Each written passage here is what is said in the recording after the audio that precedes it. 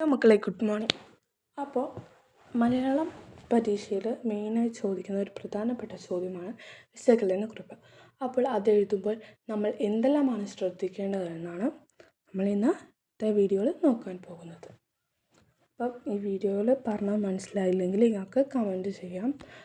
Comment ചെയ്യുമ്പോൾ ഞാൻ അതിലൂടെ എങ്ങനെയെങ്കിലും പറഞ്ഞു തരാം. വീഡിയോ ലൈക്ക് ചെയ്യുക, സബ്സ്ക്രൈബ് ചെയ്യുക. അപ്പം നമുക്ക് വീഡിയോയിലേക്ക് നേരെ കിടക്കാം.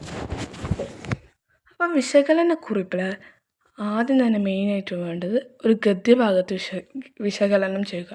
നമുക്ക് തന്നിരിക്കുന്ന പാരഗ്രാഫായിരിക്കും. അപ്പോൾ ആ പാരഗ്രാഫ് നമുക്ക് മനസ്സിലായതും അതിനെല്ലാം വിശദീകരിച്ച് എഴുതുക. പിന്നെ സ്വന്തം നിലപാടുകളും നിരീക്ഷണങ്ങളും വ്യക്തമാക്കുക. നമ്മുടെ അഭിപ്രായം എന്താണെന്നും ഇതിനെക്കുറിച്ച് ഇങ്ങനെ പറയണം, അങ്ങനെയുള്ള കാര്യങ്ങളെല്ലാം നല്ലോണം വ്യക്തമാക്കിയിട്ട് എഴുതുക. പിന്നെ അനുയോജ്യമായ ഒരു ഘടന സ്വീകരിക്കുക എന്ന് വെച്ചാൽ ഗണികയായിട്ട് എഴുതാൻ നോക്കുക. പിന്നെ വാക്യത്തിൻ്റെ ഘടനയിൽ വ്യക്തത, ചിഹ്നം എന്നിവ കൃത്യമായി അക്ഷരത്തെറ്റില്ലാതെ എഴുതുക.